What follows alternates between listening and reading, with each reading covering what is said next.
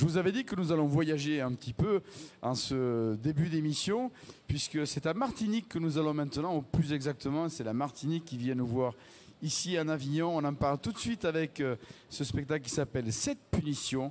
Et pour en parler, le comédien Jacques-Olivier Hensfelder. Parfait. Bonjour Jacques-Olivier. Bonjour. Merci d'être venu nous voir jusqu'ici à la loge de Cap-sur-l'Off. Oui, ça me fait plaisir. Et merci d'être venu en Avignon avec ce spectacle, parce que je reviendrai sur les détails techniques et les dates, mais vous êtes là seulement pendant 9 jours, Oui. parce que voilà, c'est une tournée internationale et vous êtes là avant et après, vous serez ailleurs. Voilà. Oui, c'est sûr. Alors, cette punition, on va entrer dans le cœur du sujet avec un spectacle qui Alors, c'est une succession de poésie, de jolis textes, de commentaires sociologiques qui, mis bout à bout, racontent l'histoire de la condition des Martiniquais depuis le départ de l'esclavagisme aux alentours de 1800-1850. C'est exactement ça. C'est une sorte de passage en revue, si je puis dire, où on alterne évidemment la poésie, qui est quand même fondamentale et majeure quand on a autant de grands poètes en Caraïbes et particulièrement aux Antilles françaises. Donc évidemment l'incontournable Aimé Césaire, René de Pestre, Frantz Fanon, Édouard Glissant, etc. Et puis on alterne évidemment avec ce qui est particulièrement ancré dans notre culture, qui est le conte traditionnel.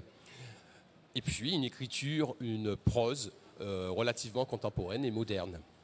Et donc, avec ces textes, une fois mis bout à bout, vous commentez, vous racontez, on verra si vous dénoncez aussi, mais en tout cas, cette ambivalence du positionnement moral des Martiniquais entre le fait de se sentir français, une île, un pays, une région de France, oui, française, très française ou pas. Voilà, c'est ce problème-là de positionnement qui finalement...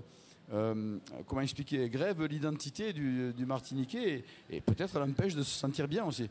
Oui, et c'est en plus l'une des situations, on va dire, psychologiques, intrinsèques de quasiment tous les pays colonisés. Frantz Fanon l'a très bien décrit dans Les damnés de la terre, si je puis dire, où les colonisations, quelles qu'elles soient, ont laissé des empreintes indélébiles, des bobos, des blessures. Et la Martinique, la Guadeloupe, certaines îles aussi anglophones de la Caraïbe, la Guyane, etc.,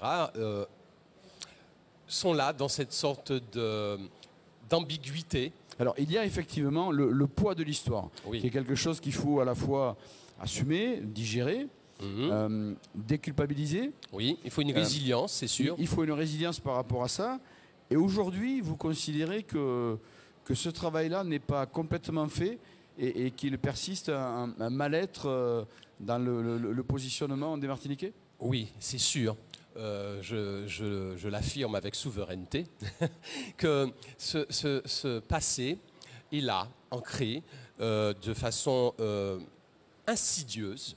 Et comment réussir à passer à une autre forme, un autre regard qu'on voudrait, certains l'appellent un regard créole. Il y a eu aussi un concept de la négritude proposé par Aimé Césaire. D'autres veulent défendre une sorte d'éloge de la créolité. Et dans tout ce conceptuel, où est-ce que l'individu, l'être humain masculin, l'être humain féminin caribéen, et particulièrement martiniquais, et voire guadeloupéen, pourrait se construire. Et Frantz Fanon, nous le disons dans le texte, ses écrits dans Peau noire, masque blanc, affirme qu'une génération n'a que deux choix. Soit trahir sa mission ou la réussir. Et nous sommes en plein dedans. Et c'est vrai que la résilience est nécessaire pour s'épanouir et s'élever. Il faut vraiment consolider ces bases Bien qui sûr. vont se servir à s'élever.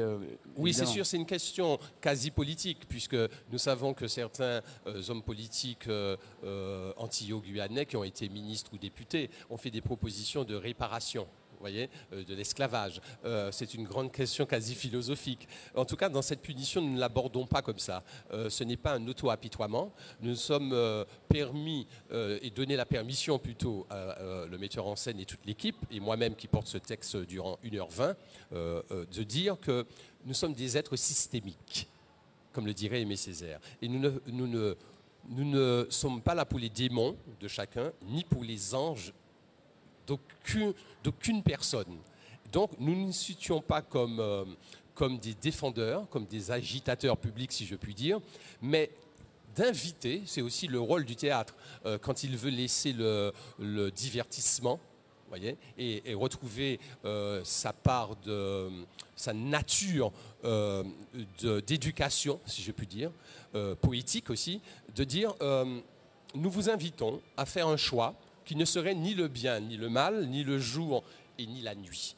Mais un choix que vous ne connaissez pas, qui ne s'inscrirait même pas dans l'unicité, mais dans quelque chose qui serait sans doute supérieur, comme le propose Aimé Césaire dans Discours sur le colonialisme, ce livre majestueux, où il dit ne pourrions-nous pas devenir finalement des êtres humains? Et ça réglerait bien des choses. Absolument. Alors, vous faites votre premier spectacle en Avignon ce soir. Oui, hier c'était la première. Hein, c'était la première hier, oui, pardon. Hier. Voilà.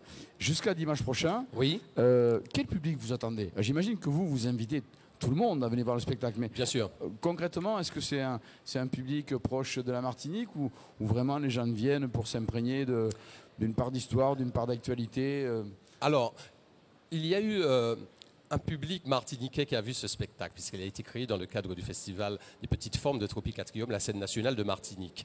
Puis, nous sommes arrivés au Théâtre 44 à Lyon.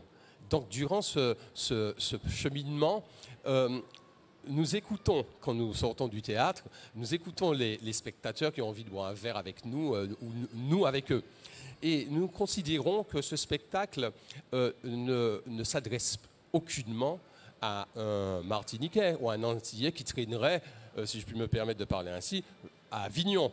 Nous remarquons surtout que le français ne connaît nullement les Antilles françaises, ne connaît nullement la Caraïbe, ne sait pas que dans les Antilles françaises, nous avons des prix Nobel de littérature, comme dirait Walcott, si je puis me permettre, ne sait pas que nous avons des grands dramaturges, des grands peintres, des grands musiciens.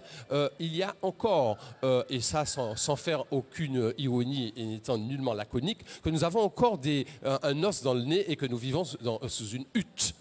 Et nous en avons croisé beaucoup à Avignon, qui ne savent même pas que nous avons une scène nationale, donc qui ne nous inscrit pas dans une démarche que nous appartenons et que nous sommes également français. Et puis Mais ils sont malgré tout curieux, puisqu'ils viennent au spectacle, voilà. Ils viennent s'intéresser, apprendre, comprendre. C'est ça. Donc il y a un théâtre martiniquais et antillais, et il y a des comédiens très très bien formés là-bas aussi. Alors, je voulais revenir un peu sur le spectacle Cette Punition, parce qu'on parle de sujets qui sont tout au moins préoccupants, pas graves, mais préoccupants. Oui. Ça reste un spectacle extrêmement agréable, divertissant, on y apprend des choses, il y a des textes qui sont magnifiques, il y a votre interprétation. Certes, on met le doigt sur des problèmes, des questionnements. Oui. À partir du moment où on en parle, c'est déjà en soi porteur d'espoir, donc gai. Oui. Donc c'est un spectacle gai et optimiste. Oui, si on veut. On peut le voir comme ça? On peut voir comme ça. En tout cas, c'est un moment délicieux, et une découverte peut-être que vous ferez, en tout cas un agréable moment que vous passerez, du talent, des beaux textes, vous voyagerez certainement un petit peu. Ça se passe au Grand Petit Théâtre, c'est à 18h25, et attention, c'est seulement jusqu'au dimanche 21 juillet au Grand Petit Théâtre à 18h25. Jacques-Olivier Hensfelder, on a été ravis de vous accueillir ici. Moi aussi, j'ai été ravi, et j'en profite pour saluer le metteur en scène, Valérie Gouy, qui est un conteur merveilleux, et à toute l'équipe de Martinique, que ce soit Aliou Cissé et Michael Egui. Qui est hors champ, mais qui est là avec nous, on la salue. Évidemment, un très bon festival, merci d'être à l'Avignon. Merci de nous avoir reçus.